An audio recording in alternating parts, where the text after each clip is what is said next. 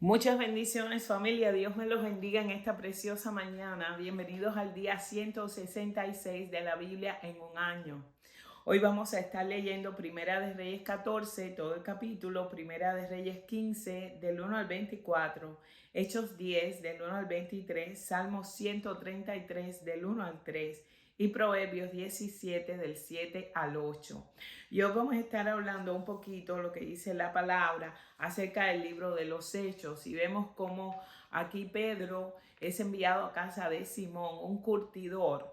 Y en esos tiempos, según la tradición hebrea, las personas que eran curtidores de pieles no podían vivir cerca de la ciudad, tenían que vivir a 75 pies de la ciudad, de lejanía, porque eran consideradas personas inmundas. ¿Por qué? Porque mataban los animales, no para sacrificio, sino para usar sus pieles. Entonces ahí envía, esto es bien importante este detalle, ahí envía el Señor a Pedro a casa de Simón. Pero mientras tanto, Cornelio, que era un representante de la Guardia Romana, que era un hombre devoto del Señor, pero no era judío, era romano, tiene una visión del ángel de Jehová y el ángel de Jehová se le presenta. Y vamos a leer eso, qué cosa es lo que dice aquí cuando Cornelio ve el ángel. Dice que Cornelio miró al ángel fijamente y aterrorizado y le preguntó: ¿qué quieres, Señor? Y el ángel le contestó: Dios ha recibido tus oraciones y tus donativos a los pobres como una ofrenda. Ahora pues envía a alguno de los hombres a Jope a mandar a llamar a un hombre llamado Simón Pedro, que está hospedado con Simón, un curtidor que vive cerca de la orilla del mar. Esto es interesantísimo. Y si cuando el ángel se fue, Cornelio llamó a dos de los sirvientes de su casa y a un soldado devoto que era uno de sus asistentes personales y le contó lo que había ocurrido y lo envió a Jope. Y dice que al día siguiente, mientras los mensajeros de Cornelio se acercaban a la ciudad, Pedro no sabía lo que estaba pasando. El Señor se le muestra a Cornelio en un lugar y aquí Pedro va a subir a la azotea de la casa de Simón a orar y mira la clase de visión que tiene Pedro. Y entonces dice que cuando sube a la azotea a orar, dice que era alrededor de mediodía, cuando sube Pedro para allá, dice que tuvo hambre, pero mientras que le preparaban la comida, cayó en un estado de éxtasis. Y dice que los cielos se abrieron y bajaba del cielo un lienzo como si fuera una sábana muy grande, ¿verdad? Que bajaba por las cuatro puntas. Y dice que en la sábana había toda clase de animales, de reptiles y de aves. Y luego una voz le dijo: levántate, Pedro, mátalos y come de ellos. Pedro, mata y come, dice otra versión.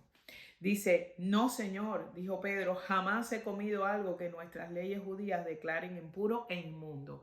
Quiere decir, tú has declarado esto, la ley dice que yo no coma y yo no voy a comer, porque hasta ahora yo me he mantenido siguiendo la ley hebrea. Pero la voz volvió a hablarle de nuevo: no llames algo impuro si Dios lo ha hecho limpio. Y la misma visión se repitió 3 veces. Y repentinamente la sábana fue subida al cielo. Dice que Pedro quedó muy desconcertado. ¿Qué podría significar esta visión? Dice que justo en ese momento los hombres enviados por Cornelio entraron por la casa de Simón de pie frente a la puerta y le preguntaron que si se hospedaba ahí un hombre llamado Pedro. Dice que entre tanto, mientras Pedro trataba de descifrar la visión, dice que el Espíritu Santo le dijo: 3 hombres han venido a buscarte, levántate, baja y vete con ellos sin titubear. No te preocupes porque yo los he enviado. Entonces dice que Pedro bajó y dijo: yo soy el hombre que ustedes buscan, porque han venido. Y ellos le dijeron: nos envió Cornelio, un oficial romano. Es un hombre devoto y temeroso de Dios y muy respetado por todos los judíos. Un ángel santo le dio instrucciones para que vayas a la casa a fin de que él pueda escuchar tu mensaje. Pero Pedro dice, entonces Pedro invitó a los hombres a quedarse para pasar la noche y al día siguiente se fue con ellos acompañado por algunos hermanos de Jope. ¿Y qué pasa aquí? Aquí Pedro tuvo esta visión. Les voy a explicar un poquitico por qué Pedro decía que él nunca había dejado la ley del Señor. En el Antiguo Testamento, según la ley levítica, dice que los animales que se ofrecían en sacrificio se consideraban como eran animales entregados a Dios. Y cuando él recibía la vida de ese animal, la carne se entregaba a los que ofrecían el sacrificio para que se alimentaran de ella. Y todo sacrificio tenía una naturaleza de un pacto. Acuérdense que Dios es un Dios de pactos. Dice, los pactos solían hacerse comiendo juntos la carne del sacrificio que se ofrecía en la ocasión. Y ellos suponían que cuando estaban comiendo esta carne, que Dios estaba invisiblemente, presentemente con ellos, ¿verdad? Comiendo presente con ellos, participando del banquete. Entonces aquí vemos que los judíos y los gentiles están ciertamente representados por estos animales que ve Pedro. ¿Qué pasa? El Señor está preparando a Pedro porque los judíos no podían entrar en la casa de los gentiles. Pero acuérdate que ya el Señor le había dicho a Pedro que este evangelio no era solamente para los judíos, sino también para los gentiles y para todos los incircuncisos. Así que todas esas aves, todos esos reptiles y todas esas cosas inmundas que el Señor vio, que le permitió ver a Pedro en ese lienzo, eran estos gentiles, éramos nosotros que íbamos a entrar ahora en un pacto con Dios, en un pacto con el Señor, en un pacto de salvación con Dios. Y el Señor estaba preparando a Pedro para esto. Entonces, Pedro era el instrumento principal de esta obra que el Señor estaba haciendo, y el Espíritu Santo le da la dirección celestial en este asunto. Así que el muro intermedio y la separación se había ya derribado. Los judíos y los gentiles estaban llamados a convertirse, en un solo rebaño.